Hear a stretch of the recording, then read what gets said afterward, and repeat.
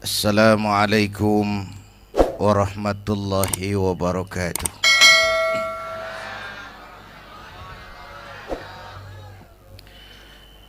Alhamdulillahi wa kafa. Wassalatu wassalamu ala sayyidina Muhammadinil Mustafa wa ala alihi wa ashabihi ahli sidqi wal wafa, amma ba'du. Para ulama yang saya muliakan, hadirin hadirat yang saya cintai, alhamdulillah malam ini kita sudah banyak mendapat mutiara-mutiara yang sangat berharga yang baru saja disampaikan oleh Bang Haji Roma Irama. Saya yakin besar manfaatnya buat kita semua. Mudah-mudahan apa yang kita dengarkan bisa kita amalkan. Saudara-saudara, sekarang ini banyak orang bisa memberi contoh, tapi sedikit orang bisa menjadi contoh. Ngasih contoh mah gampang, jadi contoh susah. Karena beliau manusia. Laqad ja'akum rasulun min anfusikum. Kalau kambing disuruh nyontoh ayam, yang nyuruh nyontoh kagak punya pikiran. Ya, kagak level.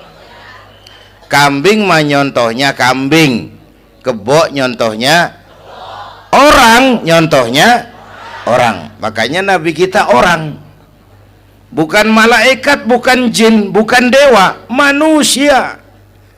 Kalau manusia disuruh nyontoh manusia, itu perintah masuk akal, predispositionnya sama. Kalau disuruh nyontoh malaikat mah ribet kan. Malaikat bagaimana nyontohnya, dia mah tidur kagak, makan kagak, sama duit budek, sama perempuan kagak open, lah susah nyontohnya. Ya,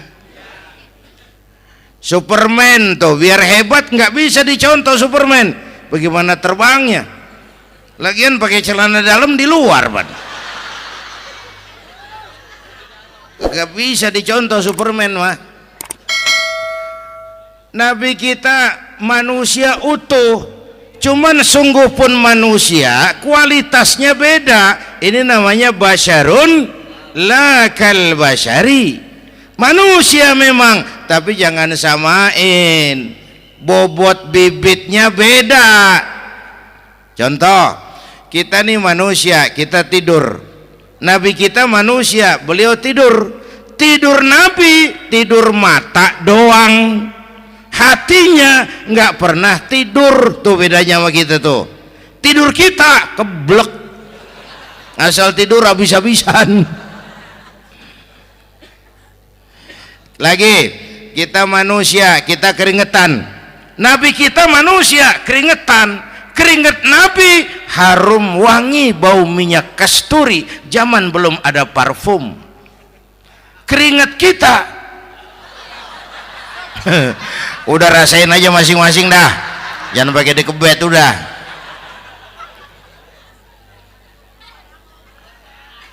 Contoh lagi, kita nih manusia nih, kita beludah nggak?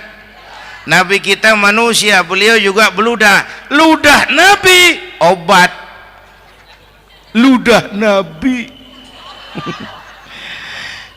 itu pan waktu mau hijrah kan sama Sayyidina Abu Bakar, sampai di Gua Sur, Sayyidina Abu Bakar bilang, saya turun duluan ke gua ya Rasul. Ngapain? Bersihin gua, takut ada binatang berbisa. Silakan turun. Sayyidina Abu Bakar bersihin gua, bener tuh, tangannya digigit kalajengking, sakit, ngebet, bengkak. Kalajengking Arab ya, emang di Arab kejadiannya. Heran nyaut aja bener. Ditahan aja, udah aman ya Rasul, silakan turun. Lama-lama dalam gua berduaan kelihatan juga Sayyidina Abu Bakar mukanya pucat. Nabi tanya, mabaluka ya Abu Bakar? Abu Bakar kenapa? Nggak apa-apa.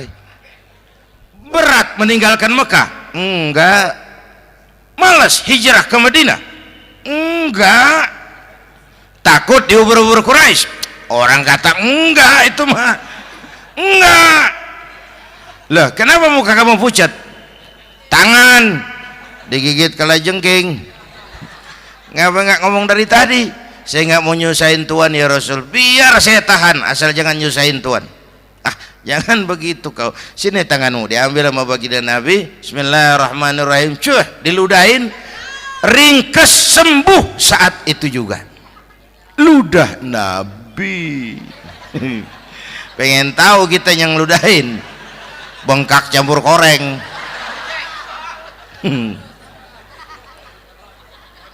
Satu tuh alasannya kenapa Nabi dijadikan contoh, karena manusia, kalau manusia disuruh nyontoh manusia pasti bisa dong ya. Yang kedua, karena tadi kata Bang Haji Oma, pribadinya itu pribadi yang multidimensi. Mau nyontoh apa? Pak, saya ini pengusaha Pak. Nabi umur 9 tahun udah ke Syria tuh, dagang lintas negara Syam. Saya jenderal Pak, Nabi mimpin tentara di medan perang Mas. Saya mau balik Pak, Nabi dakwah Bung. Saya guru Pak, Nabi ngajar Mas. Innama bu'istu mu'alliman, aku diutus sebagai guru, guru umat, guru bangsa. Saya politisi Pak, Nabi diplomat ulung Bung. Saya presiden Pak, Nabi mimpin bangsa dan negara Mas. Saya kepala rumah tangga Pak, Nabi punya anak bini Bang. Ayo lempengan mana dulu cari ngomong. Malah Nabi Isa tuh nggak bisa jadi contoh bagaimana membina rumah tangga bahagia. Bagaimana membina rumah tangga bahagia menurut contoh Nabi Isa? Nggak ada Mas. Kenapa? Nabi Isa belum sempat kawin. Ya, Nabi Isa belum sempat kawin. Ada pengikut Nabi Isa menyangka nggak kawin ajaran Nabi Isa, pada ngikut lagi nggak kawin. Tuh pastor tuh mubazir. Lah orang dikasih perabotan. Bang bener, saya kalau dalam Islam kiai kagak boleh kawin, saya pilih berhenti jadi kiai. Kalau kagak ada giro-giroan, botak rambut.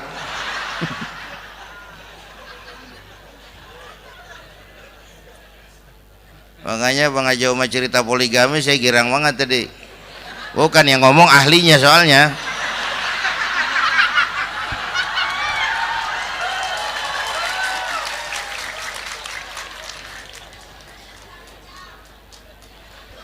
Dadah gitu aja deh ya. Nah, kata Imam Busair ini yang dahsyat. Ka'annahu wa huwa fardun fi jalalatihi fi askarin hina talqahu wa fi hasham. Sepertinya kehebatan Rasulullah itu sama, baik sendiri maupun di tengah tentara. Artinya begini, orang hebat banyak, tapi yang hebat di mana-mana susah nyarinya. Baginda Rasul ini lagi duduk hebat, lagi jalan hebat, ada di pasar hebat, lagi di masjid hebat, di medan perang hebat, di depan anak-anak hebat, di mata musuhnya hebat, di depan sahabatnya hebat, di mata istrinya hebat, di mana-mana hebat. Lah susah nyari orang begini Bang ya. Kita mah hebat juga setempat, di kantor hebat, sekantor orang diomelin di kantor, pulang ke rumah dikeplak sama bininya diem aja. Ini di depan bininya dia kagak hebat dia mah.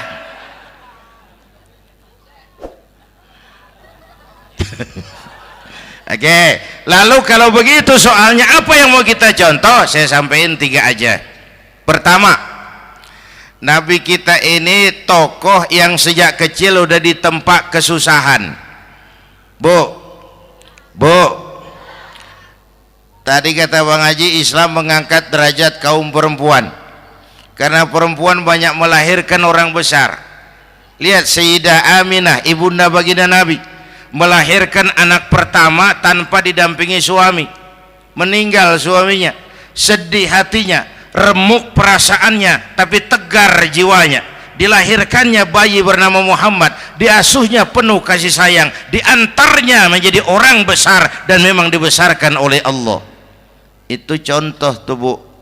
Bilangin anak-anak tong, bocah Nabi ngangon kambing tong, sekolah tong, jadi orang gede. Baba lu tibang tamat SD, lu sarjana lu. Baba lu cuman jadi RT, lu jadi camat lu. Biarin malu baba lu pala jadi kaki, kaki jadi pala, asal lu terus sekolah. Bu, anak sekolahin, gelang doang digedein lu. Nih kan kita Betawi no, pendidikan ngentengin banget kotan. Udah dong, jangan tinggi-tinggi sekolah udah. Ngapa mak? Baba lu kagak sekolah hidup no. Hidup dong, pun jamu monyet juga hidup. Bu, anak sekolahin.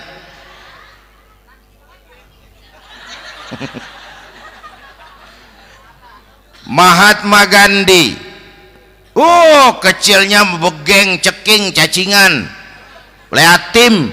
Emaknya tuh, Gandhi sekolah nak, Gandhi belajar nak, Gandhi jadi orang besar nak. Kalau perlu belajar ke Inggris, biar Inggris menjajah kita. Gak apa-apa kau sekolah ke Inggris, tapi jangan jadi Inggris nak. Jangan pacaran sama bule, jangan sentuh minuman keras. Gandhi jadi orang besar. Mahatma Gandhi tumbuh karena dorongan emak. Mak, udah yatim. James Watt, Kang Bandrek. Emaknya tuh yang dorong tuh jadi orang besar. Belum lagi perempuan yang jadi besar. Di Indonesia ada Kartini, di Jawa Tengah ada Dewi Sartika, di Jawa Barat Dewi Sartika, di Bengkulu ada Fatmawati Soekarno, sang penjahit bendera merah putih. Di Aceh muncul Laksamana Malahayati, disusul kemudian oleh Cut Nyadin, baru kemudian muncul Cut Koko, Cut Meme, Cut, ya udah tak cut lain dah.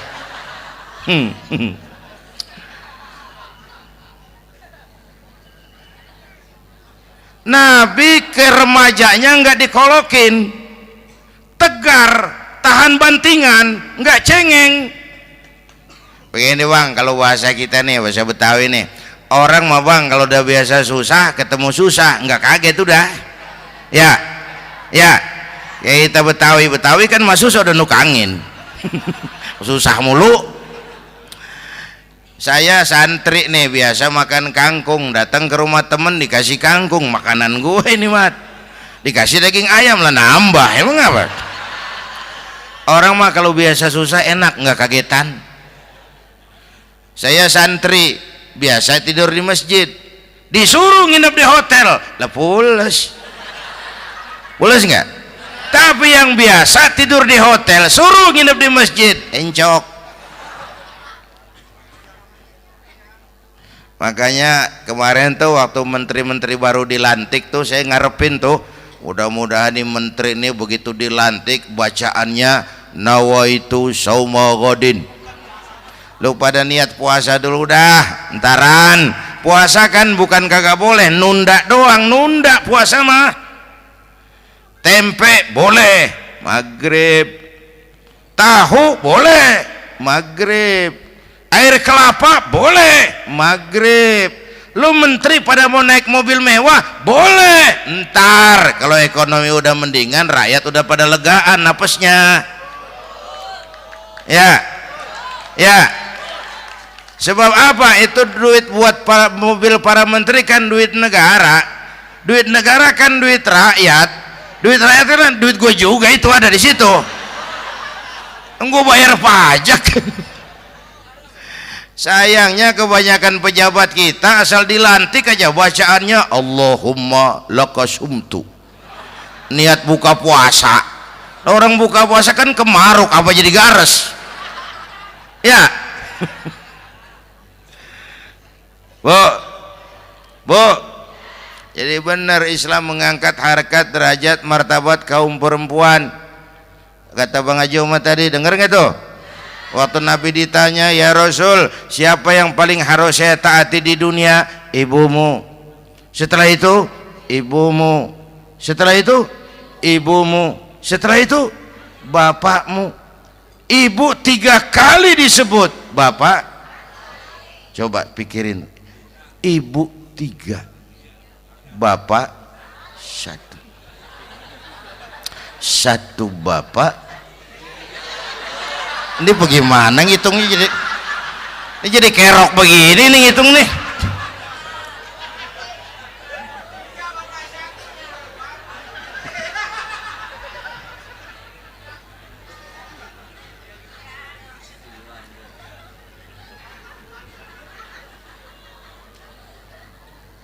Jangan takut ngadepin susah. Hidup nih keras, kerja keras, perseringat banting tulang. Ya Bu. Satu. Yang kedua, contoh dari Nabi, orang yang paling bersih hatinya Rasulullah. Orang yang paling baik akhlaknya Rasulullah. Orang yang bahkan sudah dapat jaminan ampun dari segala dosa Rasulullah. Tapi orang yang kalau sholat malam sampai bengkak kakinya karena rajin sujud Rasulullah. Aspek ibadah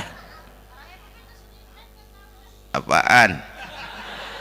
Hei, diam-diam giliran gue ini ngomong.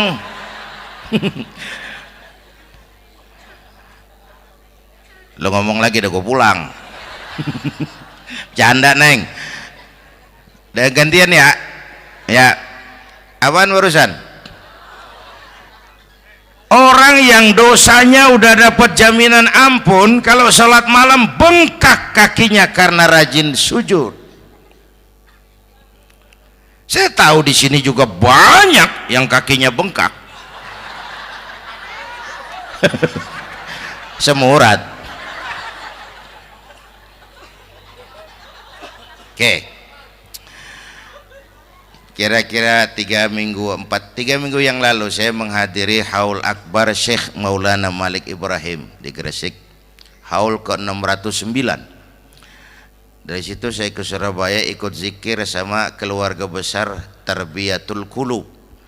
Waktu zikir saya terkejut, ada kalimat yang dibaca ratusan kali menyentak perasaan saya.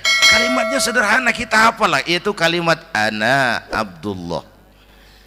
Dibaca ratusan kali, ana Abdullah, ana Abdullah, ana Abdullah, ana Abdullah. Buat saya itu menyentak karena memperteguh komitmen, saya hamba Allah, saya hamba Allah. Ah, itu mah Pak Zainuddin kan biasa, itu mah kita semua juga hamba Allah. Betul. Ayo kita bikin luar biasa. Saya mau tanya, Bapak, Ibu hamba Allah apa bukan? 3 orang. Ibu hamba Allah apa bukan? Hamba Allah. Kata siapa? Nah, kata ibu sendiri. Kalau kata sendiri, pan namanya pan ngaku.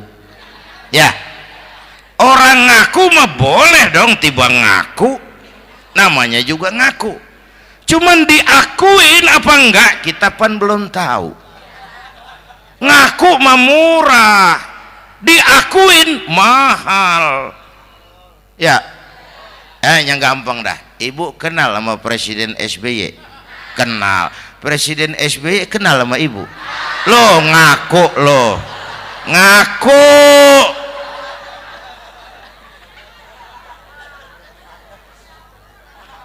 Saya hamba Allah, kata saya. Berapa banyak orang mulutnya hamba Allah, perbuatannya menyatakan dia hamba dunia, hamba harta, hamba jabatan, hamba setan, budak nafsu. Nggak sesuai ucapan sama perbuatan. Yuk jadi hamba Allah yang beneran. Jangan separuh-separuh, kita mapan asal sakit mah hamba Allah. Ya Allah, lagi sakit, sehat ya dikit, keder, nyari masjid nggak ketemu.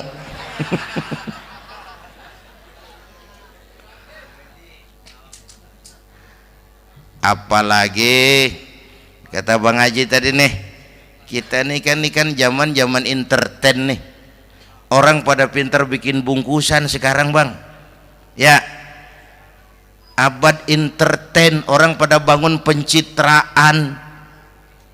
Tadi itu kiai sama dukun tipis bedanya. Dukun pada pasang iklan sekarang, ketik reg. Waduh, sampean lahir hari Selasa, nggak cocok di air, ono di hutan sono, larang udah dagang es jadi berhenti, nggak cocok di air.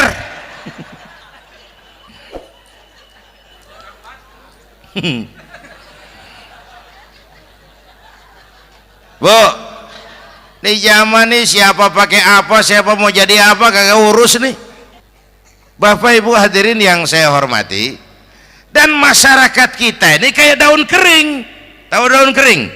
Gampang dikumpulin, susah diikat, berisik, gampang dibakar.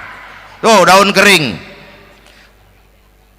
Penyakitnya kutil, kurang teliti, cepat heran, gampang kagum. Cepat heran, gampang kagum. Dulu ada tuh satu hari tabrakan di jalan kenceng, buah, korban jatuh belepotan darah, dikerubungin orang banyak. Datang wartawan mengambil gambar dari dekat, susah, orang banyak bener ngerubung. Cari akal nih wartawan, tolong saya dikasih jalan ke dekat korban. Orang nengok semua, saudara siapa? Saya bapaknya korban katanya. Dia ngaku bapaknya korban, ya orang minggir semua, minggir, ini ada bapaknya korban. Orang minggir semua, dia maju ke depan korban. Sampai di depan korban pucat mukanya tuh wartawan. Kenapa? Yang ketabrak anak monyet Pak. Dia udah kedongan ngaku bapaknya korban.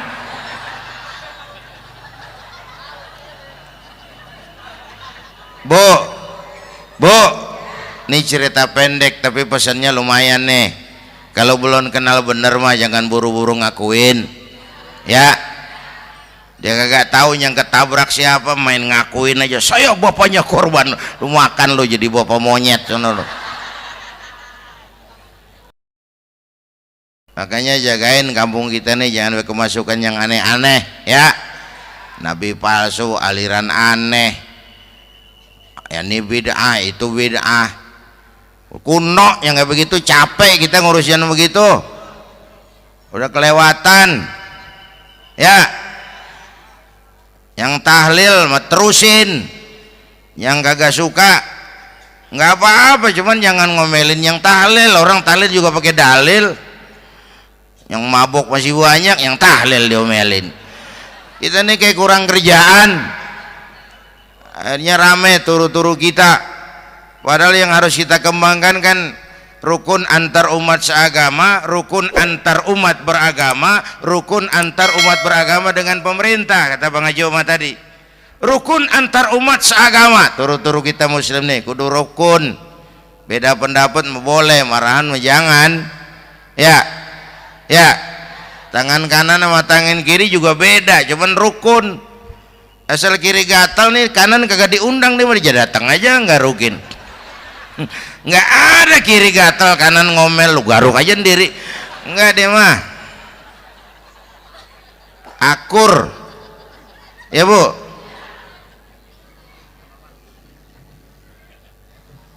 Yang kedua rukun antar umat beragama. Islam ini rahmatan lil. Yang ketiga rukun antar umat beragama dengan pemerintah. Ini mah kita kan bermasyarakat sama juga sembahyang berjamaah, ada imam ada makmum ya. Nih rakyat kalau jadi pemilih yang pintar ke depan, nah, mau milih wali kota kayak gubernur kayak presiden kayak. Sebab apa? Sholat berjamaah kan siapa makmum kagak penting Bang. Makmum mah siapa aja boleh ya, tiba ngikutin dia mah. ngaji deh mah gimana kayak nggak ada bab pemilihan makmum, nggak usah makmum mah kagak usah dipilih, siapa aja boleh ya bang, tuh orang budak bang boleh jadi makmum, bacanya kagak fasih boleh jadi makmum, ketinggalan satu rakaat boleh jadi makmum, tapi nggak tiap orang boleh jadi imam. Siapa yang dipilih jadi imam? Pertama a'lamuhum, kata Nabi, orang yang paling alim di kampungmu siapa? Angkat jadi imam. Yang paling alim, bukan yang paling tua. Tua juga kalau kejemur kisut. Dulu tuh Nabi Adam waktu diangkat jadi khalifah kan bekalnya apa? Wa 'allama Adam al-asma'a kullaha, al-asma' ay al-ulumul katsirah. Dulu zaman Fir'aun perang sihir sama Musa, sekarang perang visi dan misi. Punya ilmu, Bu, ngerti urusan dari tetek sampai bengeknya. Kalau ngikutin imam yang alim pan enak, bisa dipertanggungjawabkan. Hati-hati milih pemimpin, maksudnya Bu, jangan terjebak oleh penampilan. Emas pasti kuning, bener? Apa semua yang kuning pasti emas? Udah paham dulu. Ustadz, kenapa? Di kampung saya ada 2 orang alimnya sama. Yang mana yang jadi imam? Afsahuhum, yang lebih fasih lidahnya. Yang satu alim pelok, yang satu alim kagak pelok. Nah, yang kagak pelok suruh jadi imam. Kenapa? Nggak sah orang fasih bermakmum kepada imam pelok. Ustadz, imam pelok, makmum pelok semua. Sah. Namanya kampung pelok, biarin. Susah diurusin udah itu. Apa sih artinya fasih? Yang enak deh, nyambung. Pegel kalau punya pemimpin kagak nyambung sama rakyat. Ya, rakyat mau yang ngidul deh ngalor, rakyat mau yang ngulon deh ngetan, lah kan capek rakyat, kagak nyambung.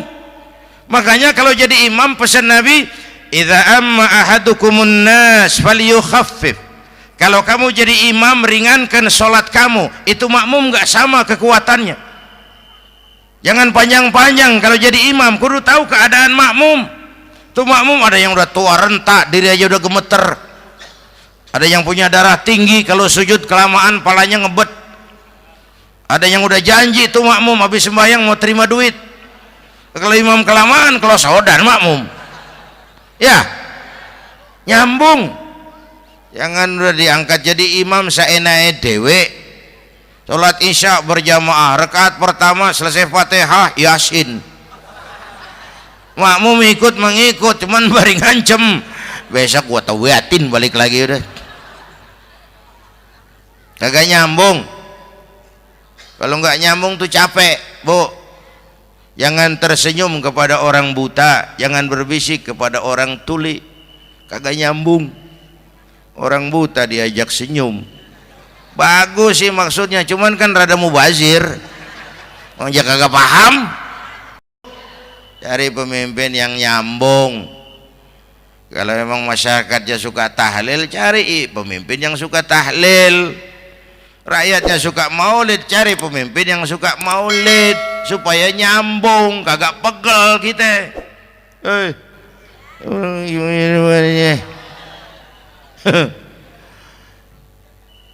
Bapak Ibu hadirin, saya balik urusan kita. Nyontoh Nabi ibadahnya luar biasa. Bu, kita ini perlu Allah. Kita ini perlu Allah. Semua kita perantau di bumi Allah ini. Perantau pasti pulang.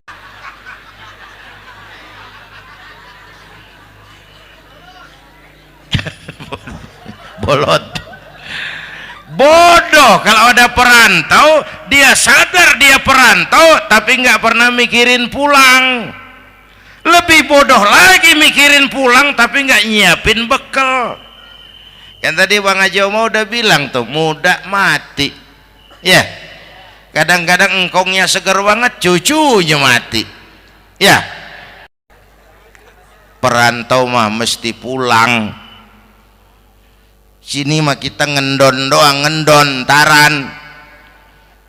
Mula-mula pan bang, kita mah tinggalnya jauh di alam arwah, dari sana pindah ke alam rahim, alam kandungan emak nih. Pernah tinggal di situ 9 bulan tuh, ada yang 2 tahun, yang keluar udah kumisan, kelamaan ngetemnya itu.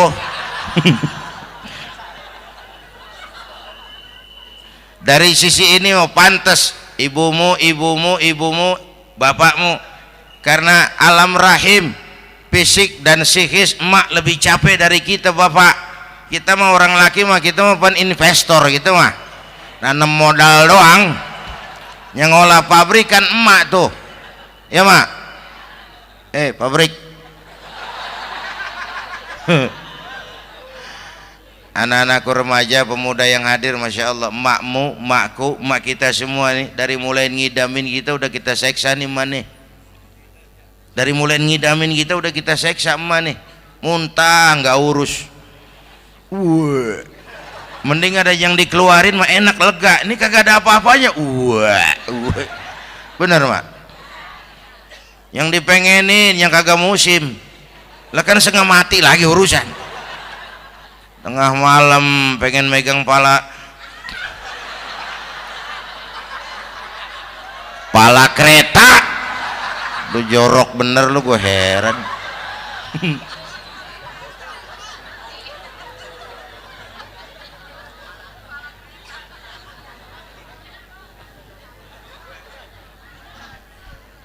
Bapak Ibu hadirin, yang ketiga terakhir, contoh dari baginda Nabi. Modal utama perjuangannya adalah akhlak. Memperbaiki akhlak, pakai akhlak. Rasulullah ngajak, bukan ngejek. Rasulullah merangkul, bukan mukul. Rasulullah pakai argumen, bukan pakai sentimen.